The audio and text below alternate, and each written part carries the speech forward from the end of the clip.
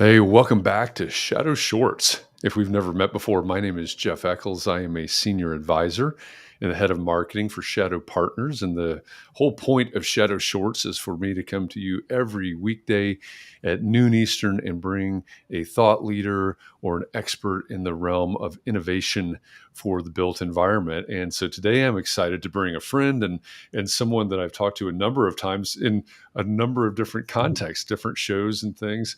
Um, to this conversation because it's a little bit unique where we've been so far in Shadow Shorts. We've never really had someone that's specifically looking at innovation in architecture. So I am joined today by the president of MANCINI DUFFY, Christian Giordano. He's also the host of the Anti-Architect podcast.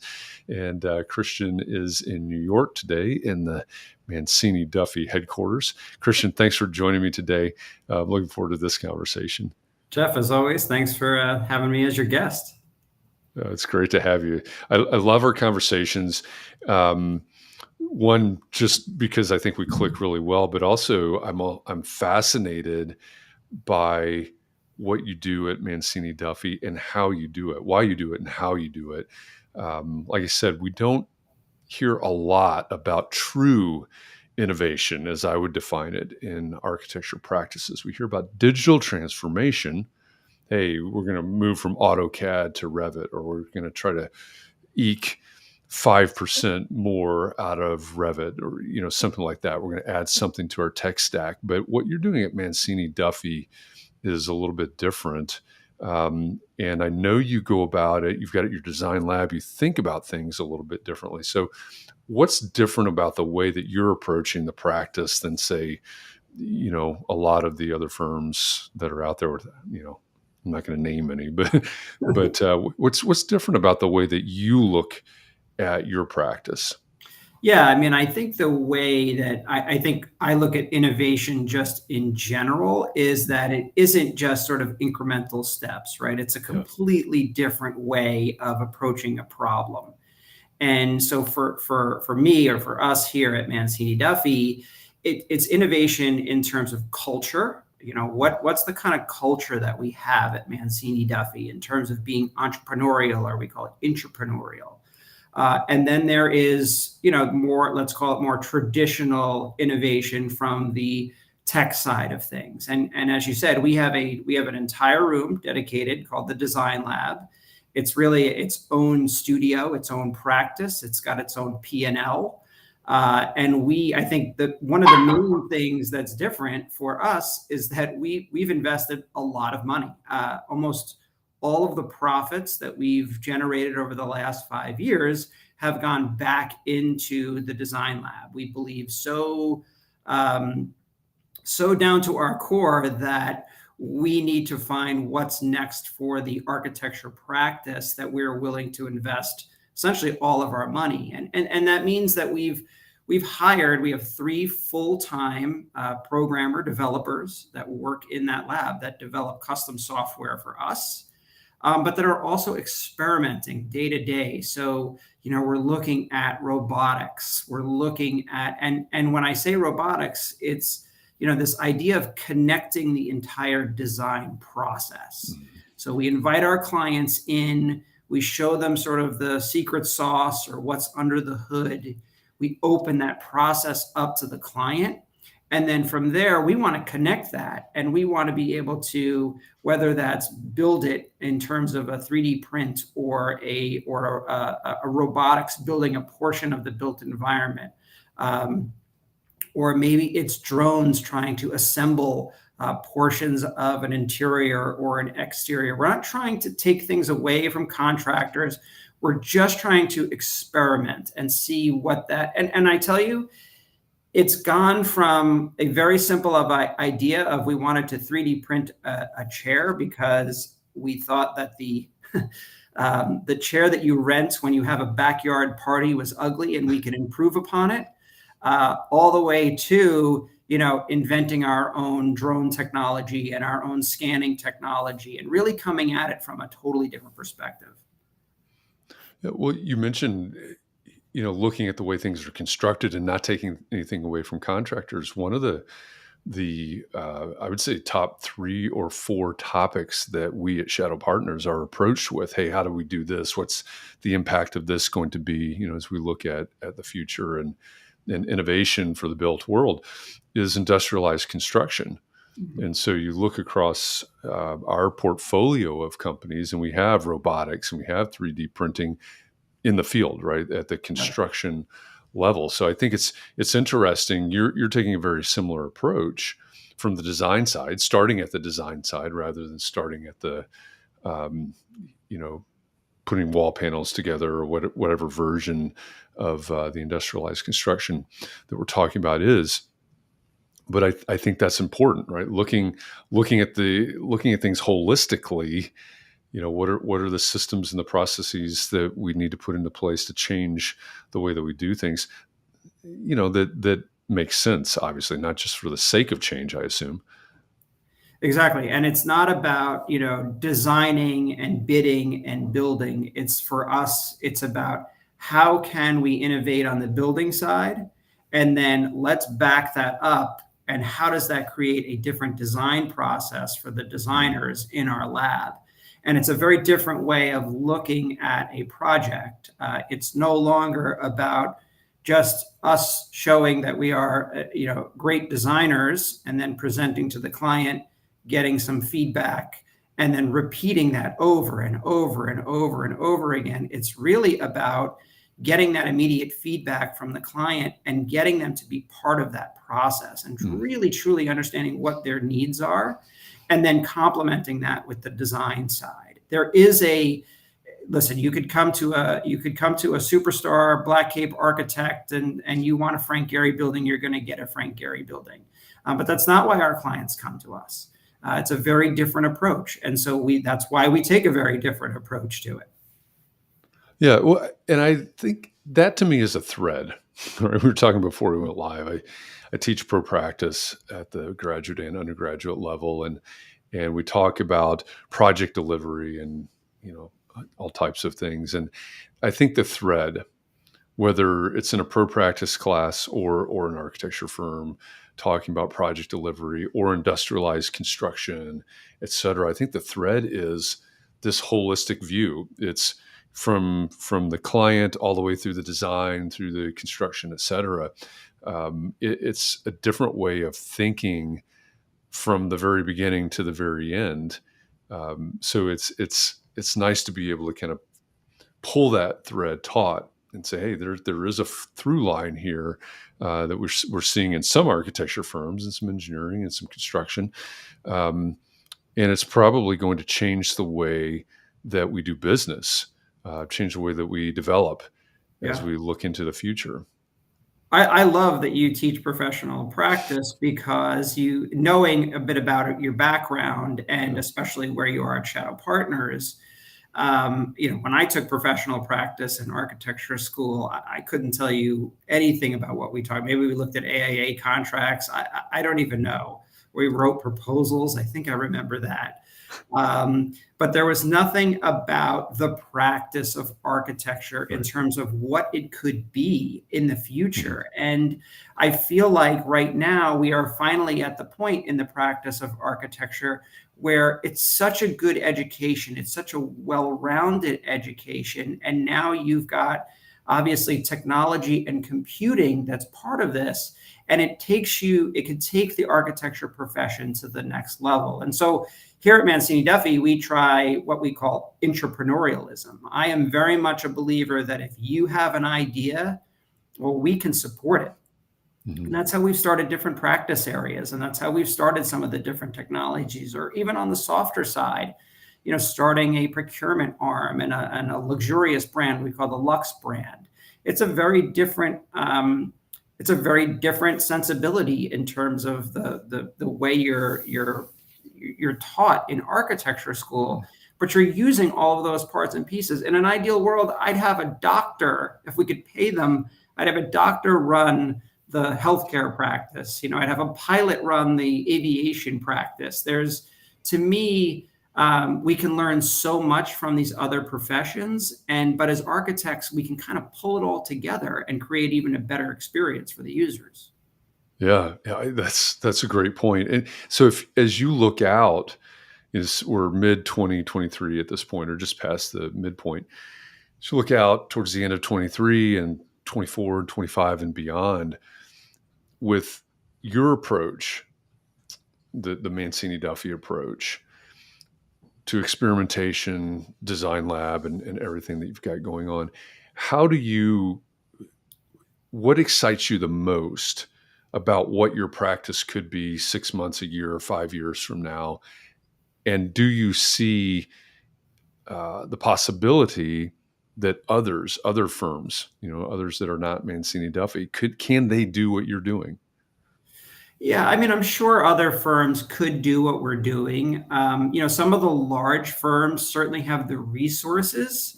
The Mhm. question is, do they have too much of a corporate structure to kind of get in the way of all of those things? And I think at our firm, we're about 100 people. It's a good size where we're big enough, but we're not that small, where we can take time away. We can put people on non-billable things. I mean, billability is a huge thing in any architecture firm, which, trust me, I understand. So we're in that sweet spot where we can be nimble and kind of chase some rainbows when we want to chase Mhm. some rainbows, and kind Yeah. of dial it back when we want to dial it back. I think the answer of, sort of, the excitement towards the future is, I don't know. And as I said, we started with that chair and we went on such a tangent. We have a housing product that we've developed that's like no other housing product that exists. And if we could find the time and make the time, that's something that I'm excited about in the future, that I think could really revolutionize housing and how it's, not only how it's built and designed, but ultimately how it's used and delivered, especially in low income areas. So there's those aspects of things. But again, I make an announcement. We have a once a month meeting, all in meeting, and I'm constantly pressing everyone for new ideas. What are some of your ideas? Speak up. And we thought of a lawn mowing app, that we thought would be an amazing thing that we could bring to Shark Tank. Turns out somebody already had invented that. So as far as I'm concerned, we can do anything.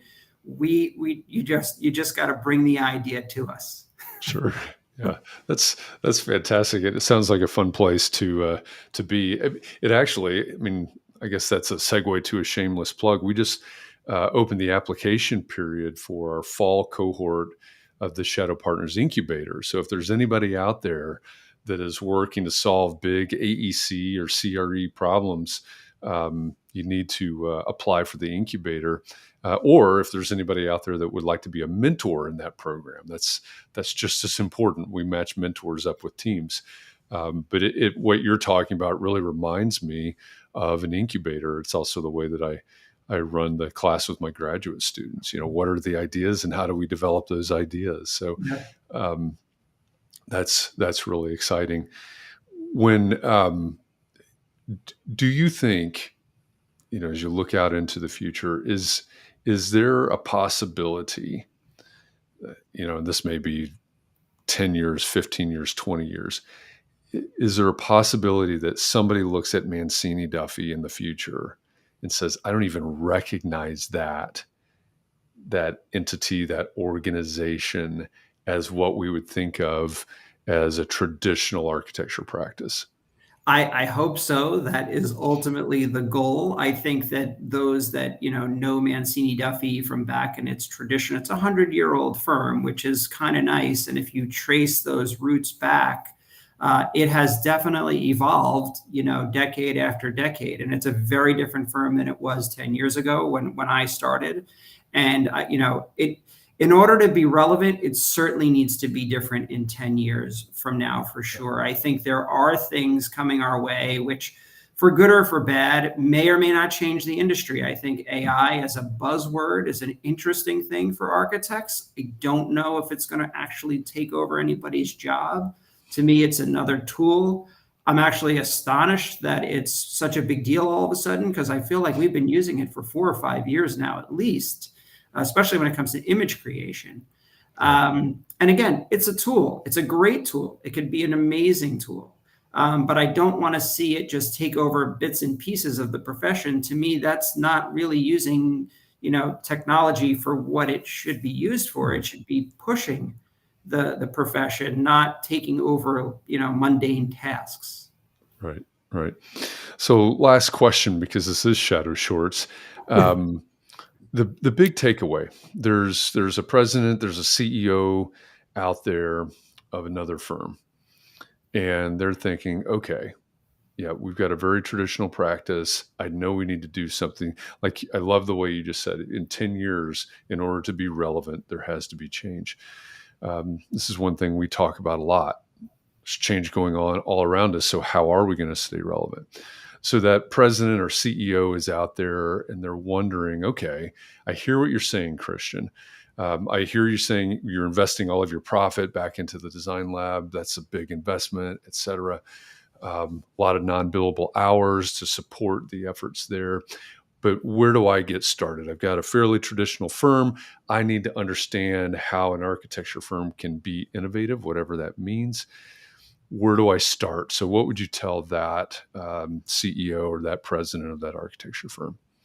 Yeah, I would say it's very much in line with how I got started. The president and CEO of MANCINI DUFFY, when I was buying the firm from him or beginning that process, he gave me the leeway to make the changes that I needed to make. And I know it was painful for him. And we've talked about it in years, subsequent years later. But he allowed me to do what I had to do. And he would say, I know you're doing it from a good place. I don't agree with it at all, but just do it. And I think for that CEO and the owners of those companies, look, the architecture world it's an old person's sport, right? I mean, you don't get good until you're 30 years into this profession, let's be honest. But that doesn't mean that the raw talent that you've just hired out of school, or the person that's been working with you for the last 10 years that's looking for their next step, can't be that creative person. And so my advice would be, talk to the staff, spend some time with them and say, what do you want to accomplish? Where do you see innovation potentially in our firm? Where can we start? Give them a little bit of a carrot to start with and let them loose, and know that it may or may not work. I mean, we've gone down the road with all sorts of nonsense that we've pulled the plug on because this is just kind of dumb. Like, well, what are we doing here? We're going down a weird rabbit hole. But it led us to the next thing, and then ultimately to the next thing, and so on and so forth. So it's truly about being vulnerable for that CEO, opening up to their people and saying, look, I don't have the answers for what the next 10 years or 20 years is going to bring our firm, but maybe someone here does. Yeah. That's great advice. And for, if you're out there, if you are a leader in an architecture firm, think about what Christian's saying here, right? Think about relevance and the tools. There's a difference between digital transformation and innovation. And that's a line that we need to draw. Christian, thank you for this conversation. It's very enlightening. I'm sure it was very eye-opening for a lot of our viewers, a lot of our listeners. One thing I do want to do is, if you want to learn more about MANCINI DUFFY, there's the URL in the bottom left-hand corner of your screen right now. It's manciniduffy.com. There is a tab for the design lab. I put their menu at the top of the website there. You can learn more about it and listen to Christian's Anti-Architect podcast. You can find it wherever podcasts are listened to, wherever you download them from, and you'll hear some more eye-opening conversations as you listen to that, or ear-opening maybe is the way to say that. As you listen to the Anti-Architect. And it also leads me to the point that these are the types of conversations. We talked about industrialized construction a little bit. Shadow Summit is coming up. It's the 7th annual Shadow Summit. It's in Atlanta this year, October 24th through 26th. These are the types of conversations that we'll go deep in the weeds on. We call it a summit because it is a place for executives from all across the AEC world, all across the commercial real estate world, to get together and really set the agenda for what we'll do and what we'll talk about for the coming year. So shadowsummit.com is where you can find more information there. We're continually updating the website. More speakers will go up on that page here very soon. More about the agenda as well. But in order to get one of the few tickets that are left, it's intentionally intimate. There's only 200 seats available. That's all the seats that are in the theater, in the auditorium. So that's the limit. There is an apply button right there at the top of the website there at shadowsummit.com. Join us in Atlanta and get into conversations like this. How do we innovate in architecture, engineering, construction, real estate, industrialized construction? AI and machine learning will be on the docket as well. So lots of things to talk about. Christian, thanks again for this conversation. Really appreciate you and everything that you do. Thank you, Jeff. Thank you very much for having me. Yeah, absolutely. Glad that you're here. And for everybody that's out here watching or listening live or in some time shifted manner, I'll be back tomorrow at noon Eastern with another conversation with an expert or thought leader in the realm of innovation for the built environment. Until then, have a great day, and I'll see you tomorrow. Thanks, everybody.